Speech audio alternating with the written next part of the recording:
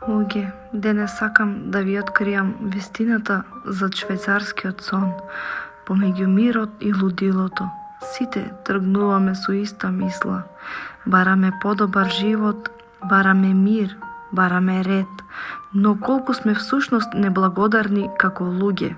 Бегаме од нашиот мир дома, од нашите дворови каде барем некој не познава, за да дојдеме тука во срцето на Европа, каде се губиме во претерани гужви, бетон и челик, гласот на реалноста. Погледнете ја оваа гужва зад мене. Ова не е живот, ова е трка во која никој не победува.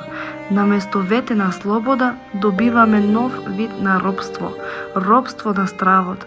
Се будиш во 5 наутро, се бориш со јазици што не ги разбираш, каде секој твој погрешен збор е повод за подсмев. Учиш се одново како дете, додека во душата си возрасен, човек со тежина која никој не ја гледа. Осаменост во толпата. Најстрашното во странство не е работата.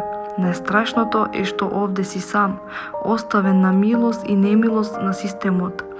Нема сосед да ти тропне на врата, нема кој да ти подаде рака и кога ќе паднеш.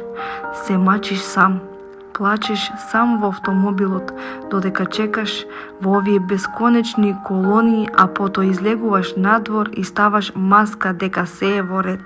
Ги менуваме најубавите години од животот за валута која не може да го купи изгубеното време и изгубениот внатрешен мир. Доста е молчење. Сакам јавно да ви ја кажам вистината.